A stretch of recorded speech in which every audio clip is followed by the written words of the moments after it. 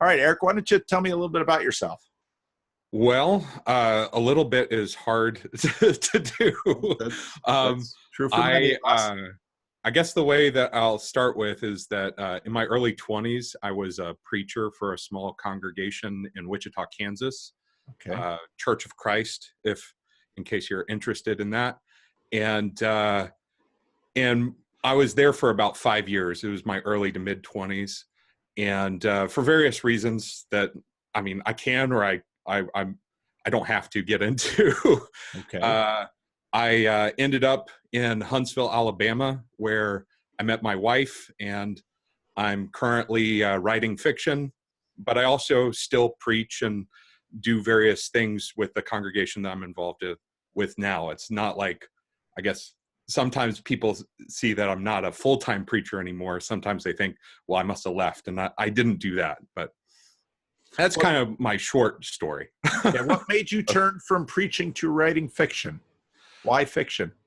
Um, Probably because that writing fiction was what I was involved in all the way back, like when I was in junior high.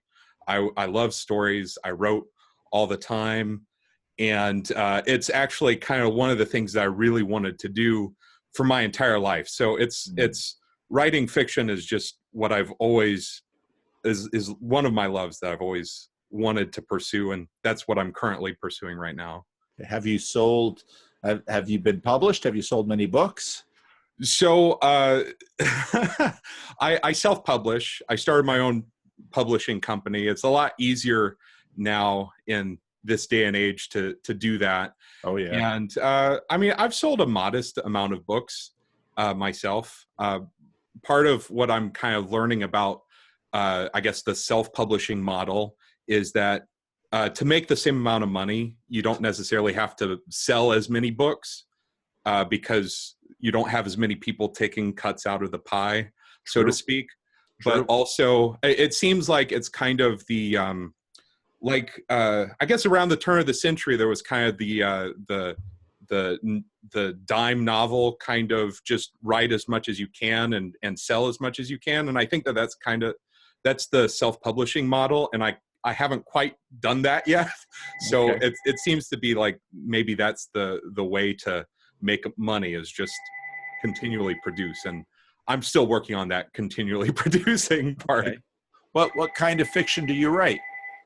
So I write some alternate history / satirical kind of books about former U.S. presidents. Oh, that's interesting. Yeah, and I also write some children's books. Like I've written a children's horror story, kind of like along the lines of a Goosebumps kind of novel. Okay. And well, it's not a novel; it's like a short story. And I'm working on a children's fantasy story right now. Oh, wow. Well, cool. Yeah. Now, is this your day job, or do you have a different day job to make money? It is currently my day job. Wow. Good for you. Mostly because my wife is taking the brunt of our financial responsibilities. Wow. But many wives have had their husbands take the brunt, so a little bit yeah, well, there, I suppose. She's been very generous, allowing me this space in order for me to try to pursue this. So kudos to her. I'm very grateful to her. Wow, wonderful. Yeah. Well, what'd you have on your mind for our talk today? So I had a lot of things on my mind. One of the I've been listening to you. I somehow found you because of the YouTube algorithm sometime. Yeah. Because I had been listening to a lot of Jordan Peterson stuff. And I think I found you a little bit before you started doing the talking about his talks with Sam Harris. Okay. And I don't necessarily want to it seems like you've moved mostly on from that stuff, but a couple of things that have come up more recently with you were talking about Jordan Peterson's interview with the Dutch. Yep. I can't remember the name of the website, but there was something that came up that I was trying to piece together, partly with his discussion with Sam Harris, when Sam Harris and him started talking about love, and it seemed very odd. I can't remember. I think it might have been like the fourth um, interview or debate or whatever. And I think Sam was the one that brought it up first. And they started talking about love. And then also in this recent interview that you kind of broke down a little bit, Jordan Peterson talked about when Jesus had to talk about what was the greatest commandment. He brings up love the Lord your God with all your heart, soul, and mind. And then as soon as Jordan Peterson says that, he shifts from love to, I can't remember what verb he shifted. Well, really to duty. Yeah, to duty. Yeah, it was about the logos. And I had been thinking about that for a while. It was a random sermon, like I think it was that I was sitting in November, and the preacher brought up that verse because it's a very common verse to bring up. Yep. And for whatever reason, because he brought it up and I had been thinking about a lot of these things, it like hit me. It's like, that's it's a strange thing, especially if you're dealing with God number one.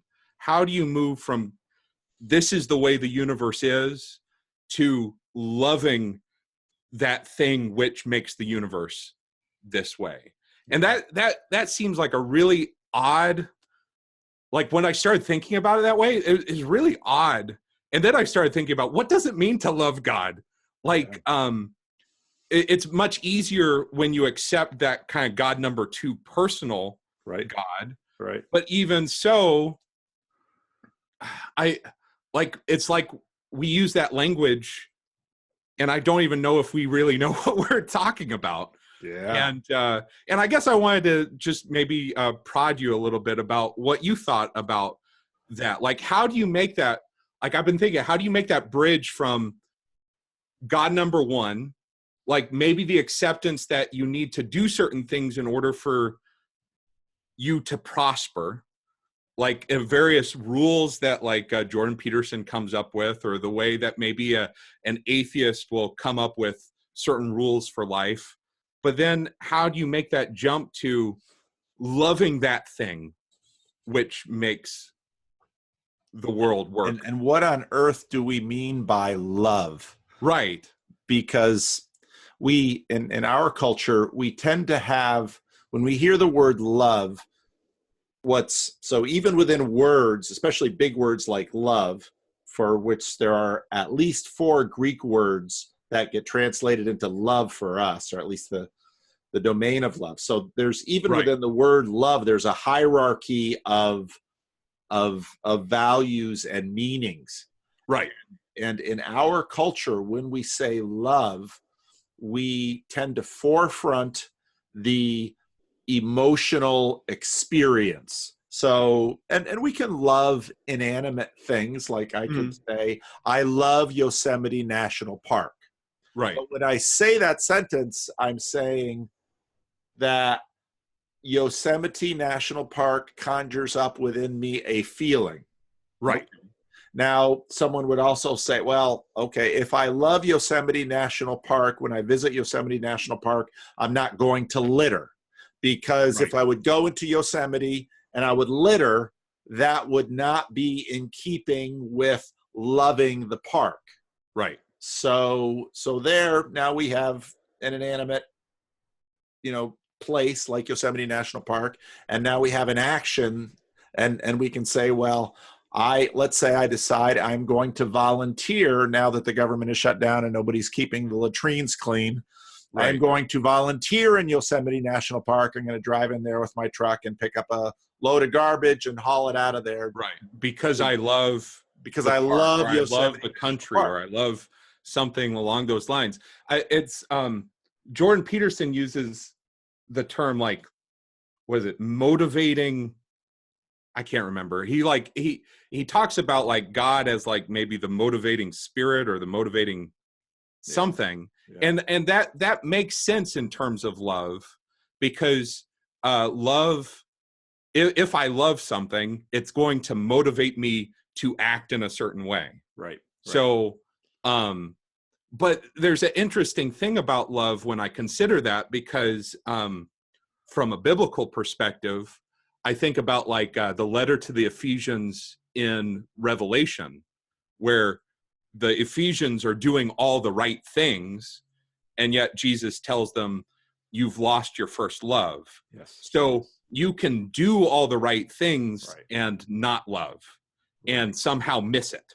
Right. And that's a going. difficult thing when you're just dealing with law, I guess, is kind of, that's the domain of law, right? Well, is you can say, I followed the law, but yeah. So I don't know if that makes sense, what I'm saying. It does. And, yeah. And so let's get to I think it's the Church of Laodicea. I'm just starting up logos here to take a peek at that passage. Well, there's a few of them that like, well, Laodicea, isn't that the one they think that they think that they see well and they think that they're rich, and they're, in fact, they're blind.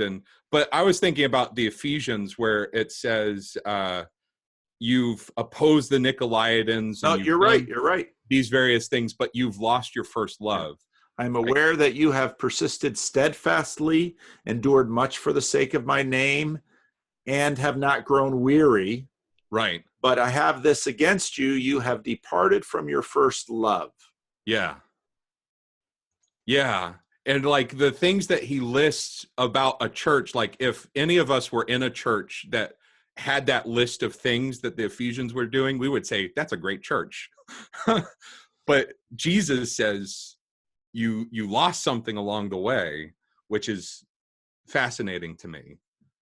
But it also, like, it's interesting too, like, in like learning from my marriage, there's a difference between doing the right things all the time and my wife feeling like she's being loved. They often coincide, but if I just went through the motions, my wife would probably tell me at some point, I don't feel loved, or I don't feel like you're in it, or something along those lines. So love, there's something beyond just doing the right thing, which is interesting in like talking about Jordan Peterson. I was thinking about, I saw just a portion of like his Patreon Q&A. I guess it's not a Patreon Q&A. Yeah, I wonder where he's getting his questions now. No more Patreon. Right. But I only got to see the first part where he announced his like 12 more rules. Yeah. And it's interesting how he's essentially disseminating rules or law that people react to in various different ways. Like some people will say, well, this is just common sense, so why do you need to make these kinds of rules? At the same time, they'll say, how ridiculous to have these rules, or how ridiculous to. So it's almost like a contradictory kind of reaction to those various things. But and maybe the reason why church people, or people who are church, that like they look at Jordan Peterson, they see what he's doing with and maybe why we're attracted to it so much too, is that a lot of his laws, it seems to me, are like what Paul says the purpose of the law in Galatians is. It's like it's a tutor to bring you somewhere else, or to bring you to the, to bring you to Jesus, essentially, for in terms of Galatians. I was thinking like Jordan Peterson's rule about pet a cat. I can't remember exactly how, but it's essentially the same rule as don't muzzle the ox when you're plowing the field. Like it's about showing kindness to an animal, and it's not really about. It's the rule that Jordan Peterson's rule isn't really about cats, and the rule about not muzzling the ox isn't really about oxen. It's about something deeper inside. And like even his first rule, stand up straight. It's not you're committing a sin if you're. It's not about posture, straight, fundamentally. Right. And it's about something behind it.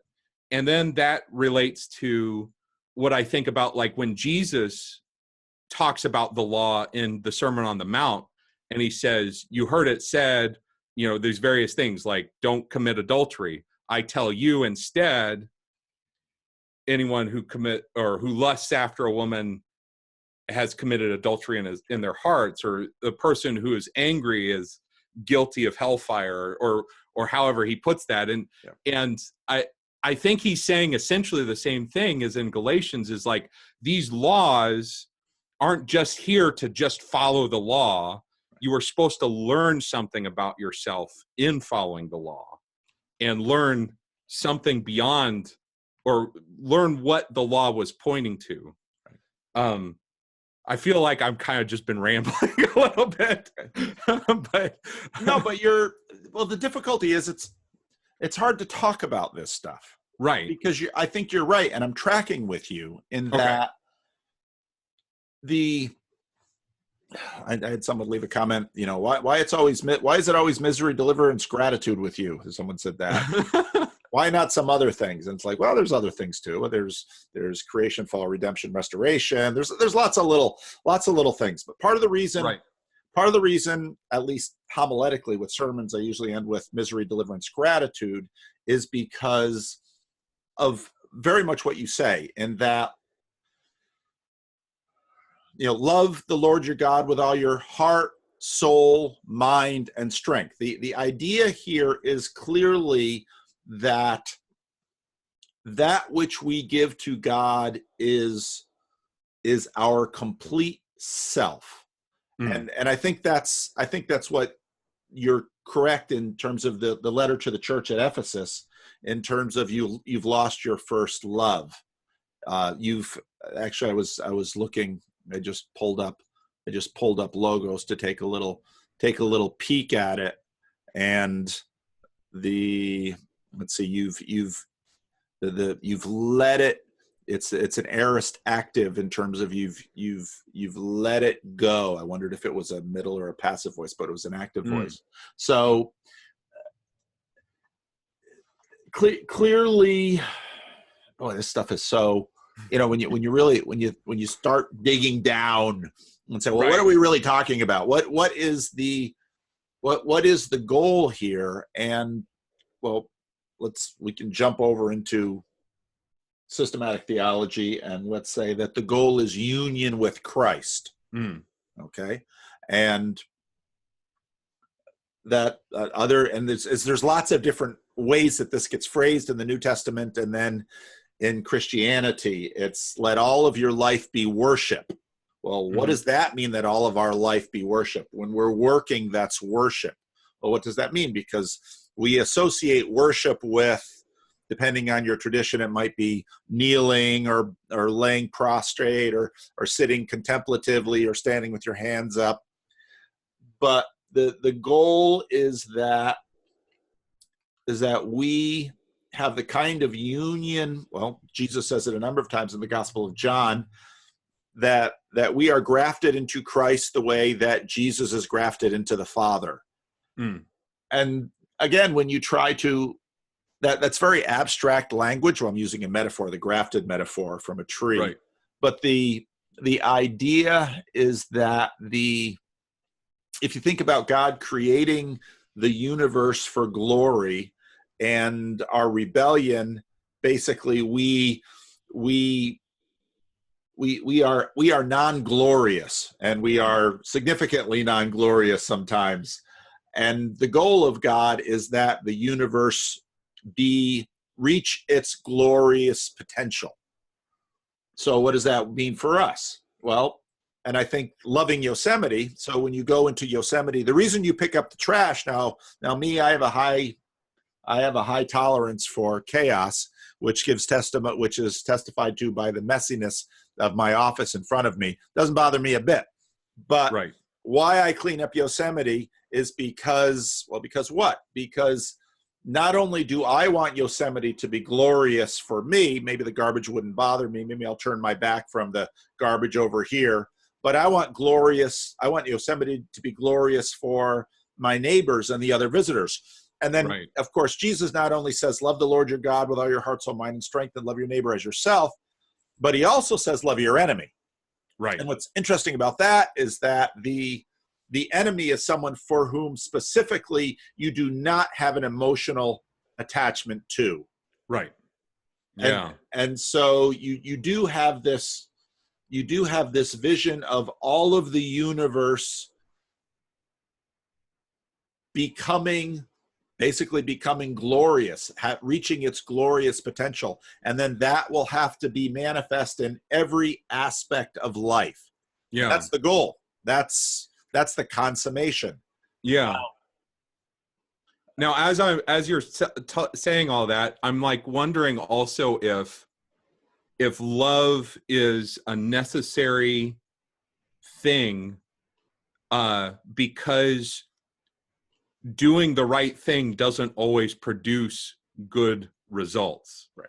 And so you need a motivating factor that's going to make you do the right thing, regardless of whether it returns back to you or you get the things that were promised to you. Like I wonder if like sometimes like that's also an objection to like, you know, Jordan Peterson's 12 rules for life, or to the Bible, or to all this other stuff, is like, well, if I stand up straight, how is that like, how maybe that won't make me more courageous. Maybe my life will get worse if I clean up my room. Maybe maybe if I do something, or I like my life will get worse. And it's very possible that it might.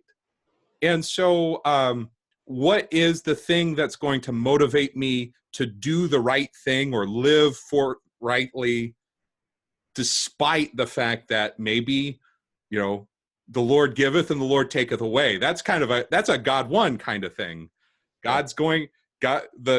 Whatever it is, if you believe in God or the universe or fate or whatever it is, it gives, it takes away. Are you going to be like Job and accept it? Yeah. And continue to be righteous, yeah. or act rightly? Or are you just going to get bitter and decide to do all these other things? Yeah. So have you ever heard of bounded set and center set theories? I don't know that I have. Okay. Bounded set is kind of like laws. So don't do this, do this, don't do this, do this. And you're inside or outside the group based on whether you keep those rules. Okay. Centered set is the relationship you are having to a center point. Okay. So let's say, well, you're having struggles with your wife, and someone says, well, you should buy your wife flowers sometimes. But then your wife begins to figure out the only time you buy her flowers are when you've screwed up somehow. Right. So then, you know, and that's where kind of this law base versus love. And that's why Christianity has usually put, and Augustine and many others have usually put love at the top of the hierarchy. Because what love is selfless commitment for the welfare of the other. It's your welfare at my expense. That's what love is. And see, now when I say it in that way, it shifts it from an emotional center. Right. You know, I often say that everybody wants to be loved. A lot fewer people want to love. Now, people sometimes like to love because, well, that can feel good. Yeah, but when someone has hurt you, when someone has betrayed you, and you have to ask the question, what does it mean to love this person? Right. That question is not the same as, what should I do towards this person to make me feel good? Nor is it really, what should I do towards this person to make them feel good? It's, what should I do for this person or towards this person in terms of what is for their welfare? And again, if you have a child, a teenage child in particular, even a young child, you know that often the loving thing is not necessarily welcome on their part, given the limitations of how they can see their world. So that's part of the reason that I think love has endured in Christianity at the top of the hierarchy. And that's why Jesus uses what was a standard answer. That's not a new thing that Jesus brings to the conversation. Love the Lord your God with all your heart, soul, mind, and strength, and love your neighbor as yourself. That's the That's the duty. And then that, of course, gets that then interprets the crucifixion story, Right. where the crucifixion is an act of love towards enemies. Yeah. So why do you think Jordan Peterson shifts away from love to duty, like in that that interview? What is it? Because love is a harder thing to describe, and duty is an easier thing? I think one of the reasons is that he's correct in seeing that a generation of emphasis on entitlement has made people bitter. And if a feeling of entitlement is just one step away from feeling resentment. Mm. And that is a very unhelpful dynamic that is pretty deeply entrenched in our culture. And I think Peterson rightly notes that a feeling of duty leads to actions of responsibility, which yields feelings of meaning. And feelings of meaning are really powerful. I mean, it's nice to receive things, but in a sense, Jesus' words, it's better to give than to receive. There's a lot of truth to that, but it's also harder to give than it is to receive often. Yeah. So I think Peterson's focus is on that, but I think actually the deficit that Peterson has, in my opinion, in terms of a fully formed Christian worldview, is that finally you have to get into a metaphysical relationship, Mm-hmm. to have Christianity fully engaged in that the way again, misery, deliverance, gratitude. Our final posture towards God is one of gratitude, not fearful, dutiful obligation. It isn't that isn't there. It's just within a priority.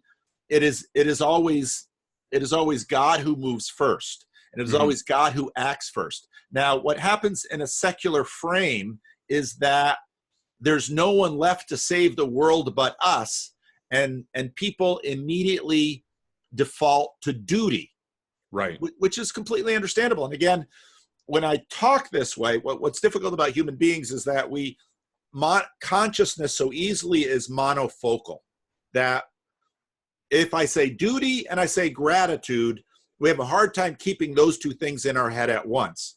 And so if you hear a lot of gratitude, you think, you're just going to be lazily receiving and feeling thankful. Well, true gratitude is actually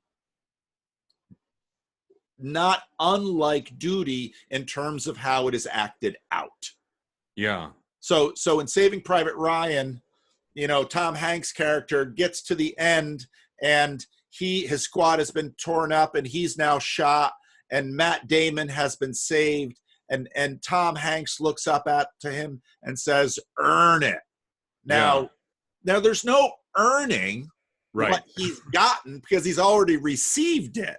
Yeah. But right there, you have the dynamic where now, for the rest of his life, the Matt Damon character is thinking, have I given enough sufficient for the sacrifice that was given to me to save my life? There's deep Christianity right there in that story, because and it's not just a sense of, because here's the tricky thing, because if you have the sense of, well, I have to earn it as duty, resentment can be nearby.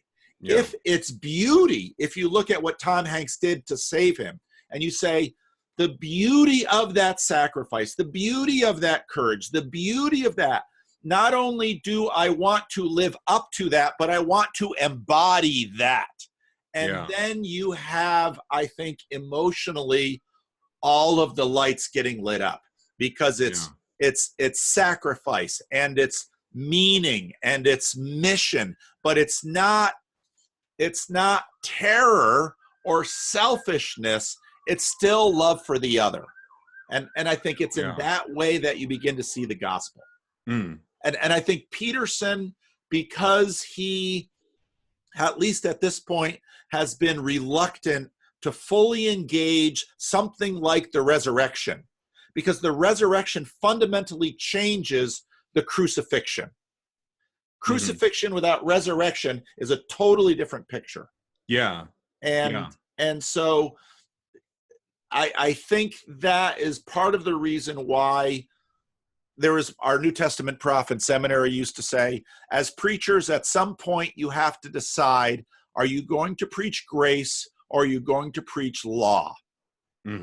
Now, part of what we're struggling with as a culture is there's been a lot of entitlement, and so we confuse entitlement with grace. And that's what Bonhoeffer was getting at in terms of cheap grace. So there, I've talked too long.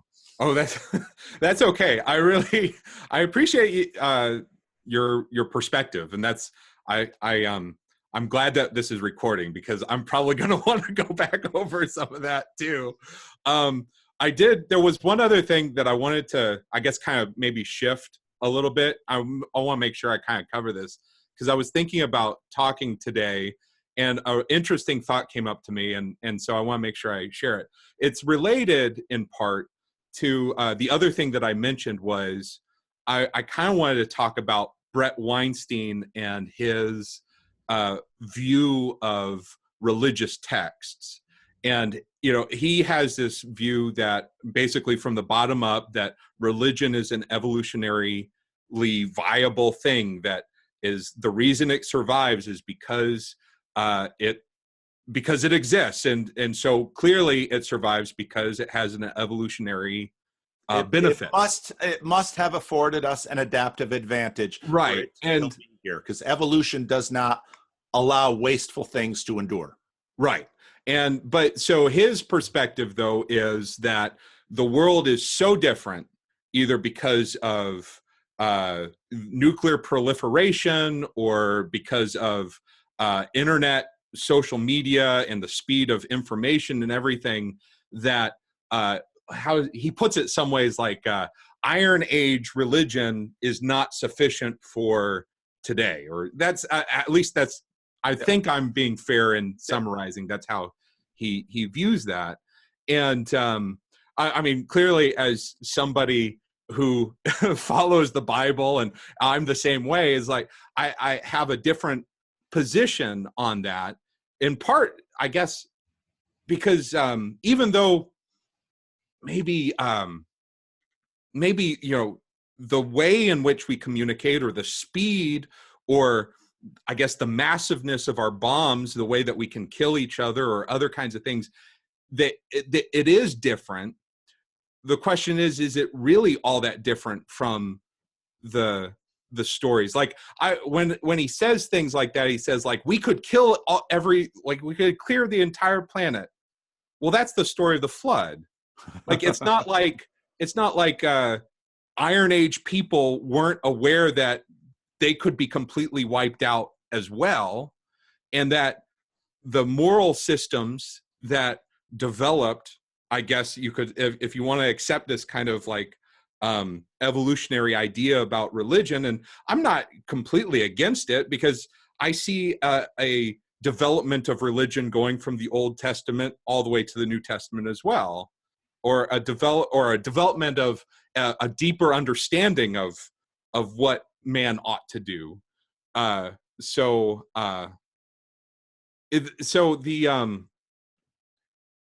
seems like the important thing is the principles, and I think people like Brett Weinstein are dubious about how do I interpret which principles to keep and which principles not to keep, while not understanding that seems to be like what religious people are always engaged in. Like that seems to be whenever there's a Bible study, and I like at my church, I just recently did a Bible class on the Northern Kingdom of Israel. I taught that, and the entire question throughout every king, every story about Elijah or Ahab or this is, okay, how do we take this really weird story about ancient kings and prophets, and what does it mean now? what does it mean to me now? What does it mean to this church now? And that's the story that we're always engaging in. It's not like we believe when Elijah calls fire down from heaven that means we should be calling fire down from heaven at every moment or something like that. There's something else for us to get from those stories, in a sense. And one of the things I was thinking about with communication and how communication is so different now, I think about this passage in Ecclesiastes. I guess I should have looked it up, but there's this part in Ecclesiastes where Solomon, or the preacher, says, "Don't speak ill of the king, or else a little bird will go and tell him." And if that's not Twitter, I don't know what it is. And so I've thought, like, the Bible, you should write. The Bible predicted Twitter. Right, exactly. And so, like, I thought, like, if somebody could write a book about King Solomon's ancient wisdom for modern information technology, like, because like a lot of these things that you find in Ecclesiastes are the Proverbs about how to interact with people, how to, answer a fool, or how to do all this other stuff. Like, I think a lot of problems in social media is that we don't follow those guidelines.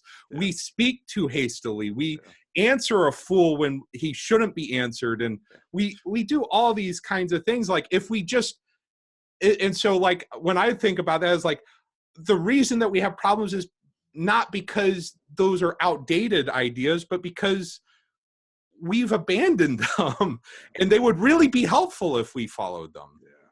And I say that to myself too, is like, because, man, social media, that's probably the part of my life that I get like the most frustration with. And like, every once in a while, my wife, I'll talk to my wife, and I'll be visibly like upset or something. And she's like, "What did you read on Twitter now?"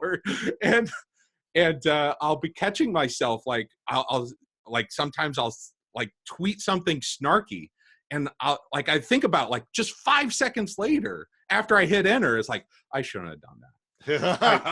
I shouldn't have said that. You need the undo button on Twitter. Right. The 5 second delay. No, pull that one back. Yeah. And the only reason that I regret it is because I'm not following Proverbs as well as I ought to. Sure. And I don't know that a better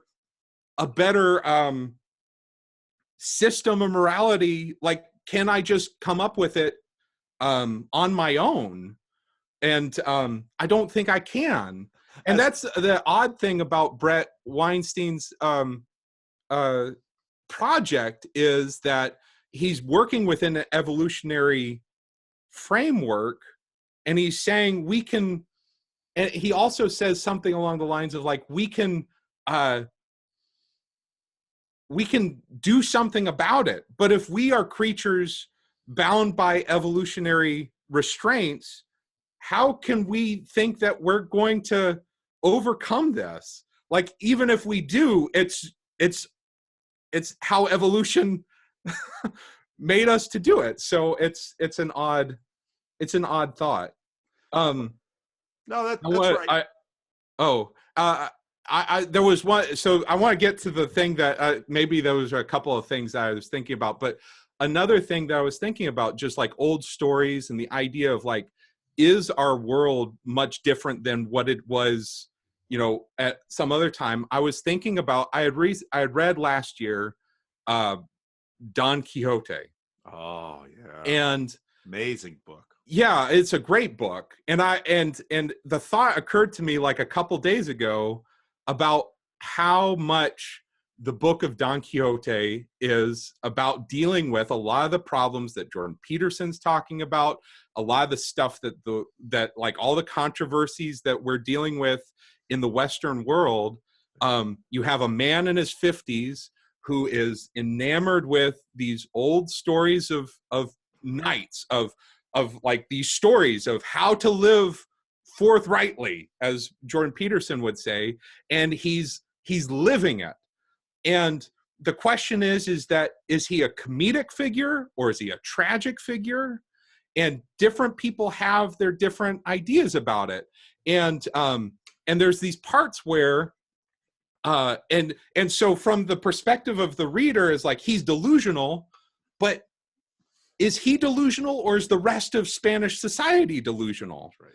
And because then like there's where the priest and the barber start coming up with these ideas, and I had to learn this as I was reading, is like the barber was almost like a doctor in those days. Yeah. So you have the religious practitioner and the scientific practitioner, both in this like agreement to bring Don Quixote out of his delusion. And one of the first things they do is they burn all the books, take out all of this information, this bad information that's going to influence him to act this way. Right. He's been reading he's been reading all that chivalry stuff. Get rid of that. Right. Yeah. Right. All that toxic chivalry stuff. All the toxic chivalry.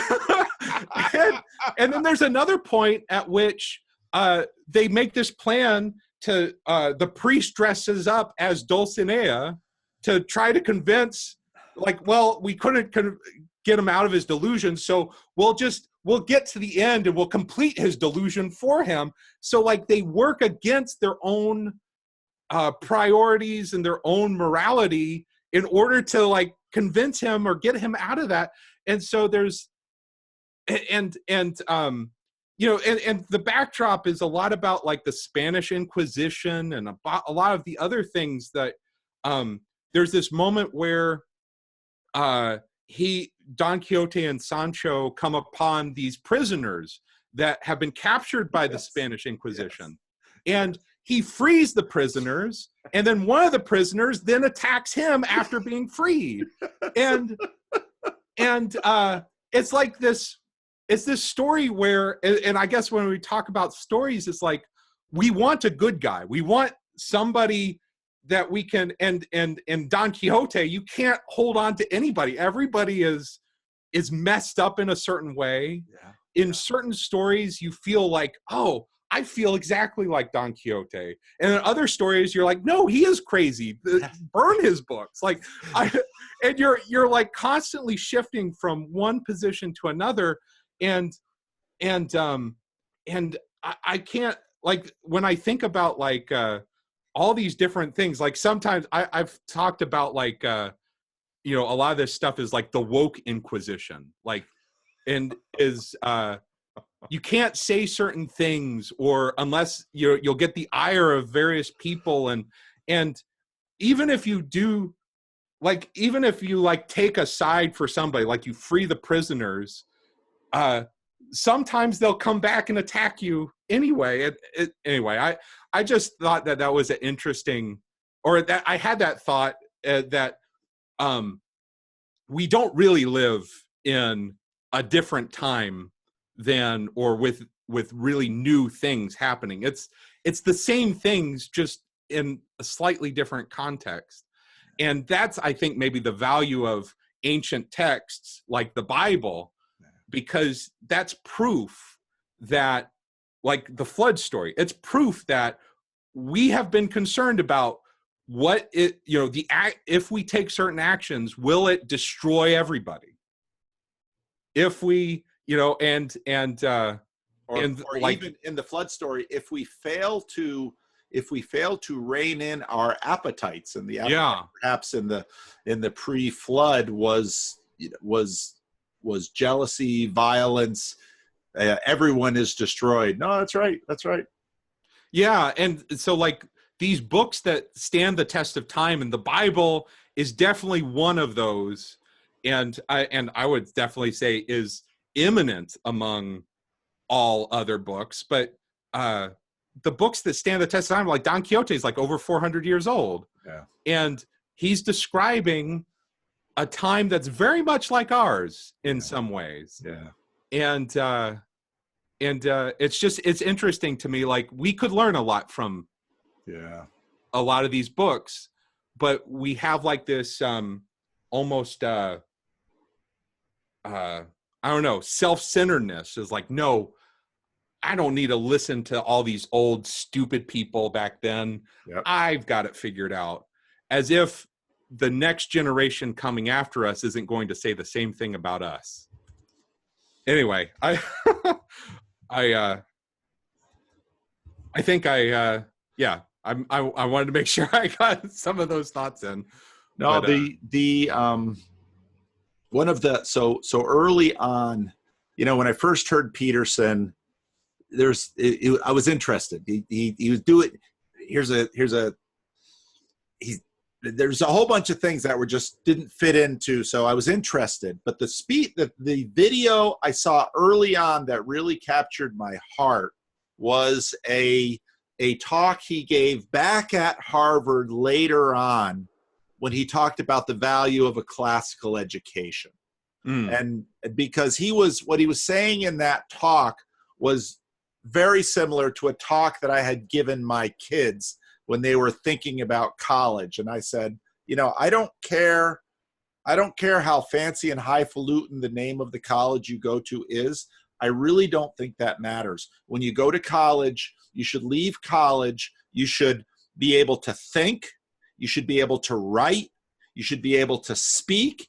And you should have exposure to the classics, because there's kind of an evolutionary crowdsourcing that happens in classics. And I think you're right. I read Don Quixote for the first time about 5-6 years ago, and I read that and I thought, how have I gone through life not reading this book? Because exactly I thought, there's so much in this book that is so applicable to our time.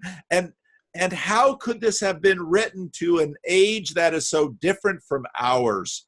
But you're reading into it. Yeah, but part of what these classics do is that they, it's not just, and this is where people get stuff wrong about the Bible. It's not just what the book has it in a flat sense. It's the change the book produces in those who devote themselves to it. Yeah. And so Don Quixote, it was just like you said, there were so many parts in it. And I thought, this is incredibly relevant to our world today. Now, it could be that if I had read that as a high school kid, I wouldn't have known anything because I didn't know enough of the world. Right. And I have that with the Bible because, when I was a kid, I learned these Bible stories. And, fortunately, Bible stories that make it to children's Sunday school are not politically correct. There's violence and there's death. And as a little boy, it's like, wow, this is great. No, yeah, I agree. Judges was like my favorite book. That's right. Yeah, Samson and and you think, what's you're a little boy, so it's like, what's that business with Delilah? Just forget those girls. Go back to the lion. And that's right. Yeah. As a teenager, it's like, Delilah. And so you're exactly right. I think Brett Weinstein is brilliant, but when it comes to the turn he always makes of, well, now we see this, so therefore that. Well, it's like, okay, tell me which things from the Bible are obsolete. And you're exactly right in that when he says that, it's like, actually, this is built into the Bible. Take some time and compare the laws in Exodus to the laws in Deuteronomy, and just make a careful study of those. And you begin to see, there's been development. And then you look at, and if the more carefully you read the Bible, the more you see the development and change. The question isn't, will we change? The question is, where can we find wisdom that will counter us in our change? That will stand against us and say, I think, same-sex marriage is a big topic, and it's ripping denominations apart now. And for the intellectual dark web. Oh, same-sex marriage, blah blah blah. Okay, it's a number like Right. okay. Now I'm old enough to remember 2012 and all of the talk about civil unions. That talk went away. Yeah. So okay, so everyone just decided this all of a sudden. Okay, how do you know? And this is where again I really appreciate Peterson, because Peterson makes the point. We just got the pill. Yeah. We don't have any idea what this is doing. And we won't have an idea about this probably for a few hundred years. Yeah. And then Yeah. we're going to have a whole lot of other ideas. And so, I like to point to the Amish and say, well, look at the Amish. I mean, they take a very radical view of not changing within this little box. And it's handy to have a religious group like that around, because if you look at them and you look at us, you can begin to say, well, I'm not about to keep the phone in the barn or ride a horse and carriage, but I can learn from them. Yeah. And because I'm in the midst of the flow right now, and finding a reference point outside of me that can give me orientation is incredibly valuable. And the best reference points we have are in our past, and the best resources from our past just so happen to mostly be religious. Yeah. Which is fortunate for us, because religion tends to be exceedingly broad. So it doesn't answer our questions, but this kind of, well, some of these things are obsolete. Okay, which ones? Right. And on what basis will you make that determination? So it's so what do you? So, no, it's a forever problem. And again, I thought Peterson in the Sam Harris debates said it so well when he said, "Yeah, change. We have no idea what will work. So that's a huge problem. So stay the same. You can't do that. We have no idea what we have to jettison. There's huge problems on both sides." Peterson, when he said that, I was like, dead on right. That's exactly right. We have no idea what we're doing. And right. Again, for me, if you want to have examples of that, read history. Yeah. Full of examples.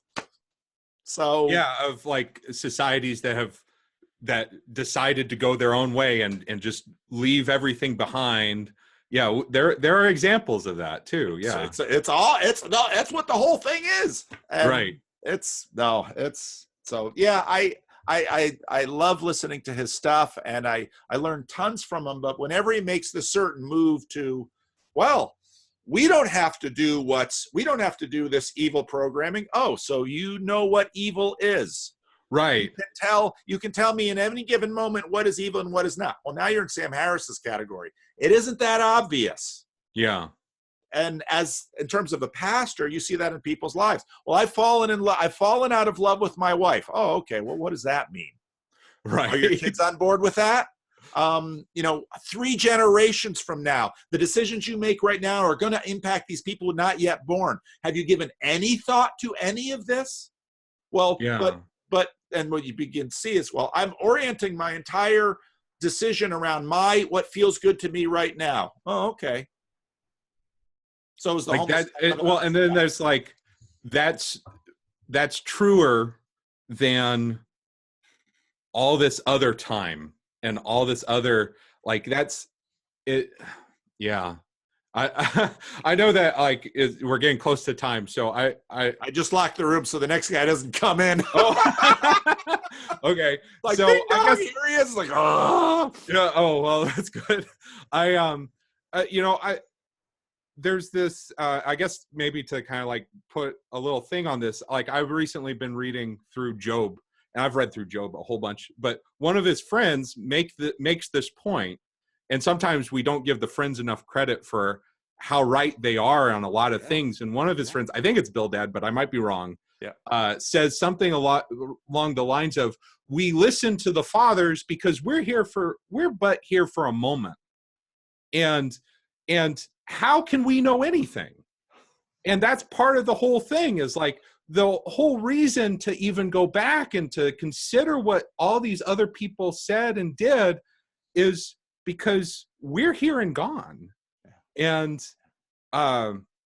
and we've got to hold on to something that's larger than us and bigger than us. Yeah. And our religious traditions are one of those things. Yeah.